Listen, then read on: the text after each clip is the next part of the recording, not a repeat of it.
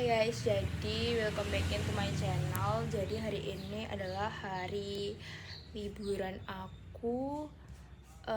Masih libur sih karena nunggu ospek Agustus. Dan di liburan ini juga aku tetap stay sama habit, sama konsistensi aku untuk mempersiapkan masuk ke sekolah kedinasan yang aku mau. Mulai dari habit workout aku, habit lari aku juga mulai aku konsistenkan lagi. Terus belajar SKD sama SKB. I know that usaha gak akan mengkhianati hasil dan selalu seperti tutup tahap-tahap aku waktu aku SMP, SMA, dan sekarang kuliah. Seperti yang ayah aku bilang, untuk tetap berpikir positif dan berafirmasi positif, karena dari perkataan itu akan diingat oleh otak, sehingga otak secara tidak sadar akan melakukan tindakan sesuai dengan apa yang kita ucapkan. Dan tindakan itulah yang nge-attract hal-hal positif untuk datang ke hidup kita. Seperti itu guys. Terus aku juga berusaha untuk stay sama habit aku untuk baca buku dan journaling. Tapi kalau baca buku masih perlu proses ya guys, karena buku aku nggak bisa diakses. Jadi ya gitu sih. Terus kemarin kan aku mau baca atau mau sharing soal insight dari buku yang aku baca yang bisa diakses. Itu tentang udah aku tulis di buku, bentar.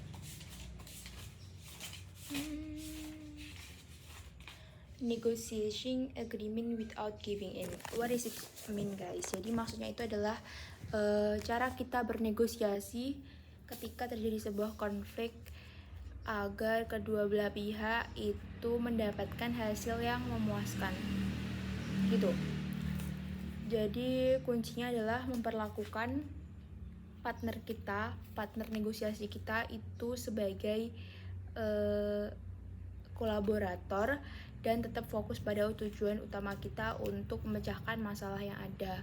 Kenapa? Karena rata-rata orang negosiasi itu pasti kalau nggak sesuai sama apa kemauan dia, pasti memasukkan masalah personal ke dalam negosiasi itu. Pasti dikaitkan sama masalah personal, dan hal itu nggak akan menemukan, dan dari situ kita nggak akan menemukan titik tengah ataupun solusi dari masalah yang kita hadapi. Kenapa? Karena kita mengaitkan dengan masalah personal dan nggak fokus pada tujuan utama kayak gitu. Terus rata-rata orang negosiasi itu tujuannya adalah untuk memenangkan argumennya masing-masing, ya kan?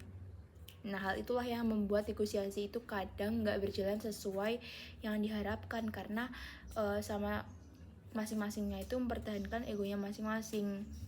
Nah, seharusnya negosiasi yang benar, efektif, dan efisien adalah di mana kedua belah pihak itu sama-sama tahu tentang tujuan utama yang ingin mereka selesaikan.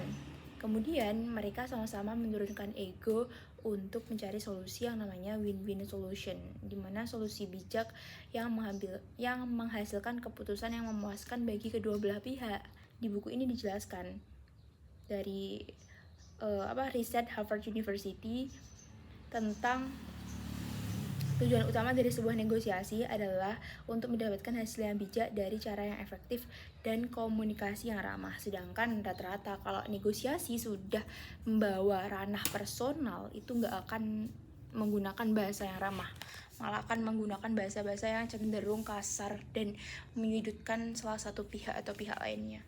Dan emang ya guys, kalau baca buku itu enak ya, cuman yang sebenarnya susah itu adalah cara kita menerapkannya dalam kehidupan sehari-hari. Pada dasarnya kan kita sudah tahu teorinya, cuman penerapannya itu yang kadang kita tuh lupa, dan karena kita cenderung mentingin emosi, jadi terlalu kebawa emosi dan nggak sesuai sama apa yang seharusnya di teori di buku gitu guys. Jadi susah sih emang menerapkan apa yang aku baca dari buku ataupun dari riset-riset university internasional ke kehidupan sehari. Tapi tetap kuusahakan sih. Terus cara paling efektif untuk memahami suatu hal itu adalah dengan menulis pemahaman kita. Kayak aku gini guys. Jadi aku baca dulu bukunya ya, e-booknya aku baca dulu, kemudian aku tulis ulang berdasarkan pemahamanku di buku. Jadi lebih simple dan easy to understand karena menggunakan bahasa kita sendiri gitu. Terus aku juga bisa workout. Dan pokoknya jangan lupa bersyukur, terus konsisten sama habit yang ingin kamu bangun karena kamu tahu dan kamu yakin kamu bisa membentuk versi terbaikmu di tahun 2026 ini as Taruni STMKG. Aku bersyukur banget sih keterima di guys, Universitas Brawijaya melalui SNBP. Benar-benar mempersingkat waktu aku untuk dan memberikan waktu aku yang lebih banyak untuk belajar SKD. Ya semoga aja